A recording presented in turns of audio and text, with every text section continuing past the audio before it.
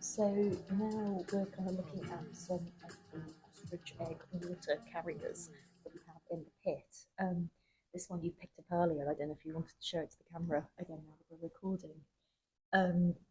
So this one was collected in 1872 by an Englishman named James Edward Dunn.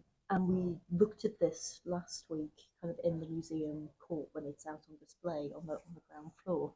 And I wondered whether you might be able to just kind of tell us again a little bit about, first of all, what the eggshell's been used for, and then also about the designs on the shell itself. Okay, ostrich container or carrier, water carrier. So, well, ostrich eggshell is actually such a nice container. Like it's cooler, I think, and then it keeps water or any kind of liquid like cooler. And then what they do to make it extra cold is like they have to dig a hole and then put it inside the hole, so to make it a lid. And then them putting it under the ground is also to keep it safe, like for later use as well. And the patterns around it, usually it's some kind of a sign by a group of people, by a person who put it there, so that it can show that no, there's somebody that was there. And then also some of the specific signs belong to probably an individual or to a group of people, so that can be like respected. So it's kind of marking the territory where people were.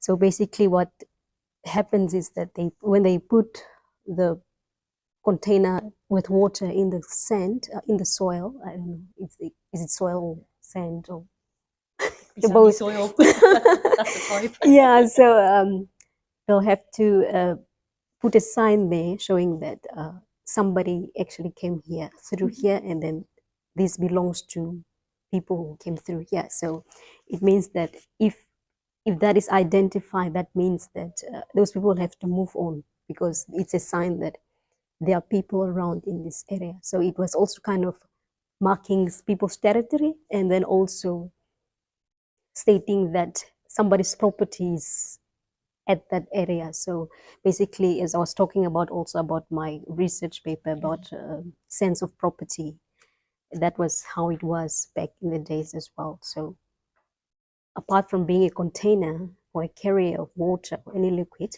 it is also a sign of individual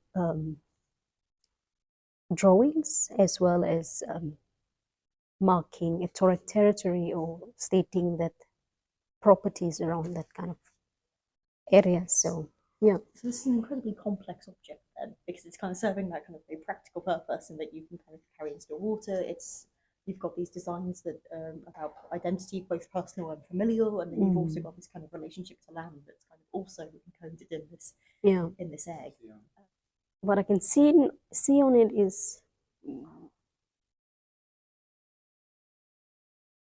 there's an animal. Yeah, there's an animal.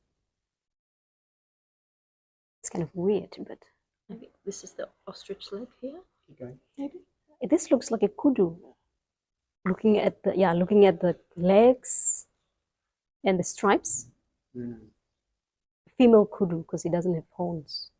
Like, yeah, it looks like they were also trying to tell what kind of animals they are within that area as well. But incredibly kind of like a local map of... And then there's kind of a house, a hut. So here. Yeah. Yeah, looking at this. So we've got two animals, a kind of a hut, and maybe then a description of the landscape as well. Yeah, all of these small things together. I wonder what's inside. Because I was There's a little bit. There's a black spot there, not black but brownish spot there. Yeah. We've also got a couple of other eggs here. I'll kind of gently hold them up to the camera. Mm. And these were collected quite a lot later. So these were collected in the 1970s. Mm. And what I was wondering if we could talk about maybe initially, at least for this one, is this little, I'll show that again to the camera, this bit here, the sort of the plug that's sitting in the egg. It's supposed to come. Yeah, this is just the lid. So I can't see what kind of plant this is, but then it looks like some kind of grass. Grass that was pulled out and then used. Yeah, together. yeah. So I think this was done while the grass was wet. It was still green, so they had to use that. So. And you were saying earlier when we were looking at them, it's interesting that these two 1970s eggs have been bored from the kind of like the top, like the apex of the point, whereas this older Yeah. egg is kind of bored in the center. Is that just a kind of like the particular thinking of the person who made them? Would that serve any particular purpose? What from my side, what I think now is that, this one is more like, it's more on the side. And then these ones are like having on top. So I think it's also personal like feeling of where to poke the hole. And then also this one specifically, I think it was also a way of sharing information. I think these people moved away from there, but then I don't know how it was collected. I don't know if it was from the ground or something like that, because this one looks like it was information sharing. People moved away from it just to like. In the database, Dunn says that he got this one from a person. He doesn't give a name. He just gives a kind of vague region that they were from. And obviously, as with many of the historic records, it's very hard to tell under what circumstances, whether that's something that he's been bought, whether it's something he's been given as a gift, whether it's something that he's kind of taken. It's not always clear what that means. So that's all the information that we have. There is a record that he says that he found another similarly engraved egg.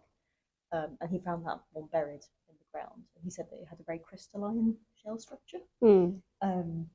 And that made him think it had been in the ground for quite a long time. And that one he gave to one of the museums in South Africa.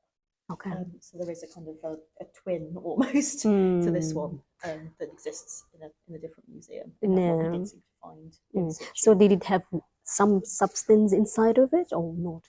He didn't really say. Describe if it's full. He just describes the engravings and says that it was a similar. But then not engraved, but doesn't say anything about whether or not it had water or some substance in it. Yeah, so that's also most important information that needs to be communicated as well, because like if it's from the ground, so then we have to know was there something inside of it. Yeah, because I'm trying to see if this was done with pencil or was it with a chalk or anything like that. And then looking at these parts, also it looks like it was with something, maybe something sharp or just. I think certainly my understanding is often it will be kind of very gently incised and then kind of rubbed with like charcoal to kind of put that colouring into the impressions. Yeah. Quite interesting. I'm wondering what kind of material, like object they used to make these signs. And then we've got another example here. This is again from the 1970s, speaking of incisions. Again, I'm just going to hold that up to the camera so we can see those decorations there. And this one has, again, quite a different pattern on it. So we don't have any of the animal figures that we see there, and it seems to be quite a lot less complex. But would we still understand these as those kind of, again, markers of personal identity and ownership? Because I think this is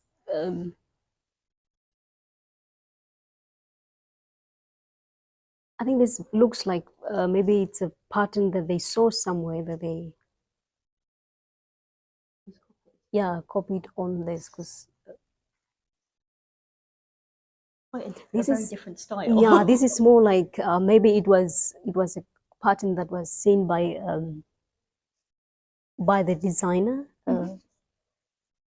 from other ethnic groups. Maybe the Xhosa, the Zulus. Maybe they have such kind of like this is the kind of art that they do on their beads and also some clothing and so. So I think this was when people came together. They saw other patterns and then they just got inspired, I think, and then started drawing such kind of things. So I think it's a personal favorite design. So is yeah. this kind of sand art style taking on influences from other people, so kind of also practicing different artistic crafts.